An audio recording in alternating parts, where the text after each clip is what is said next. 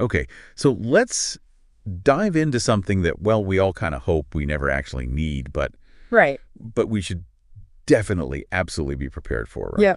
It's those unexpected, Yeah. financial curveballs life kind of throws at us. Absolutely. And sometimes it's not even like a curveball. It's just like, Oh, yeah. will my budget handle this pizza order? Yeah. Let alone like a major car repair or something. It's true. It's those unexpected expenses that can really just throw everything off. Probably. And it's surprisingly common. You'd think that people would be more prepared for this kind of thing these days. Right. But a recent study actually found that almost 40% of Americans would have trouble covering a $400 emergency expense Wow. without having to borrow money or sell something. 40%, Yeah. that's a big chunk of the population. It is. It really highlights just how important it is to have that financial safety net, Absolutely.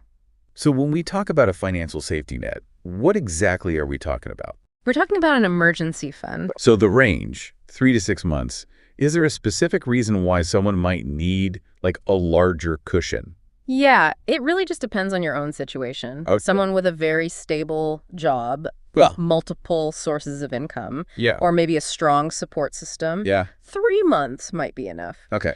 But if you're in a field that, say, has less job security, Right. you're the only person bringing in income for your house. Yeah. Or, you just like having a bigger safety net, Yeah. aiming for that 6-month mark is probably a good idea. Okay. It's about knowing yourself too. Exactly. So let's say you figured out how much you need. Yeah. Where do you keep this money? Yeah. I'm guessing under the mattress isn't the best move. You're right. The mattress money isn't going to grow very much. No. A high-yield savings account is generally the best place to keep it. So what makes a high-yield savings account ideal for an emergency fund?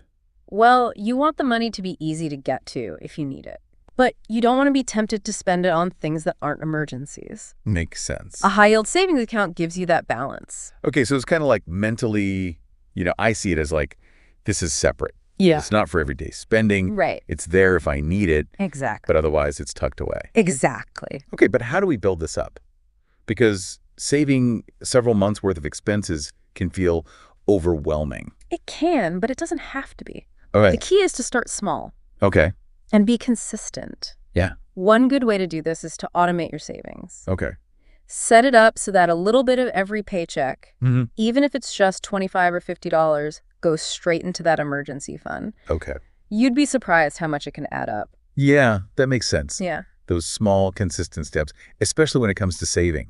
Right. It's like, Yeah. the best time to plant a tree was 20 years ago. Sure. But the second best time is today, right? Exactly. So if we want to speed up the process a bit, are there other strategies for building that emergency fund faster?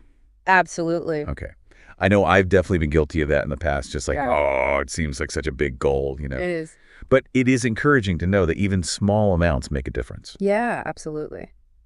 So besides just automating those savings, are there other things that we can be doing to kind of boost our savings? Yeah. Because I know, people always talk about cutting back on unnecessary spending, Yeah. but that always sounds a little like, Vague. vague. It is. How do you actually do that? Yeah. It's really just about being mindful of those little things Okay. that can add up. Okay. Like, think about that daily latte habit. Right. That could be $5 a day or more. Yeah. Even just cutting back to twice a week. Uh-huh. That could free up some cash for your emergency fund. Right. Right. And it's not just coffee. It could be subscription services you're not using. Could be eating out a little bit less. Yeah. Or finding cheaper options for things you buy all the time. What's funny is I actually just started doing that with meal planning Oh, yeah. because I was realizing I was spending so much money on takeout Yeah. because I wasn't planning ahead. Right. And just by taking some time on the weekend to figure out what we're going to eat for the week Uh-huh. has cut our grocery spending significantly. Yeah. Plus eating healthier is good too. So it's like a win-win. Yeah, that's awesome. So what about those unexpected windfalls, right? Yeah. Like tax refund. Right. Or work bonuses or something like that. Yes. I always feel tempted to spend that on something fun. Yeah.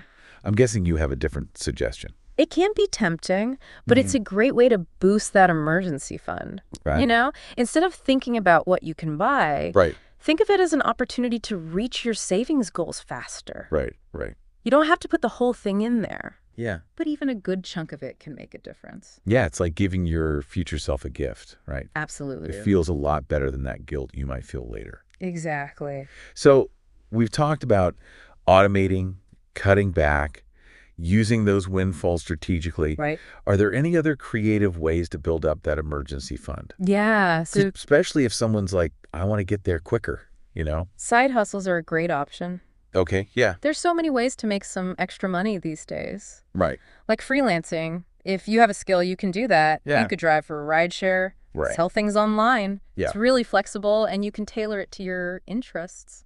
Yeah, it's a good point. It's not just about limiting spending. Yeah, It's about making more, too. exactly. And like you said, having that flexibility with a side hustle, Yeah, especially for people with busy schedules, can be a big plus. for sure. I think the takeaway here is that building an emergency fund isn't just about, like, deprivation or sacrifice. Not at all. It's about being proactive, Right. taking control of your finances. Yeah. It's about finding a balance Absolutely. between enjoying your life now Right.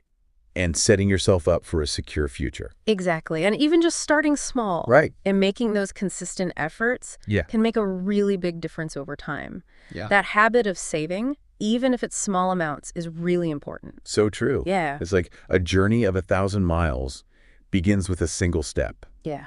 And building that emergency fund is a big one. Absolutely. It's about having that peace of mind, Yeah. knowing that you're ready for anything.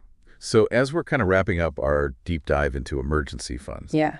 what are the key things that our listeners should remember? We've talked about, a lot Yeah. what an emergency fund is, Right. why it's so important, Absolutely. practical tips on how to build one up, Yeah. even if it seems like a big goal to start. I think it's important to just reiterate why this is such a crucial step Yeah. for, anyone who wants to have better financial well-being. It is.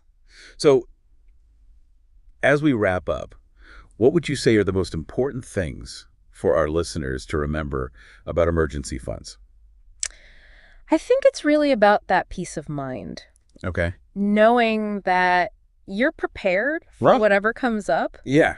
without having to completely change your financial goals. Right. It's about being in control of your finances. Yeah. Feeling like you can make decisions that you want to make. It's empowering. Yeah, When exactly. you have that cushion, it takes so much pressure off. Absolutely. You can kind of approach those unexpected events Yeah. with less stress, more clarity. For sure. It's like you have that safety net there. It is. So you can focus on the things that really matter. Right. Without constantly worrying about, what if this happens? Exactly. And it's not about depriving yourself. Right. It's not about living like a restricted life. It's about making choices Right. that, work for you in the long run. Right. Finding that balance like we talked about Yeah. between enjoying today Right. and setting yourself up for a good future. Absolutely. So for our listener out there, Yeah. imagine yourself a year from now. Okay. You've been putting money aside, Right. even if it's just a little bit at a time. Yeah. How do you think you'll feel? It's a good question. What will that security, that financial security, allow you to do Yeah. that you couldn't do before? I think that's a really important thing to think about. Yeah. It's a journey. Yeah. It's a marathon, not a sprint. Totally. And every step you take, Mm-hmm. no matter how small, gets you closer to where you want to be. Mm-hmm. And who knows, maybe you'll find Yeah. you enjoy the process of saving more than you thought. Right.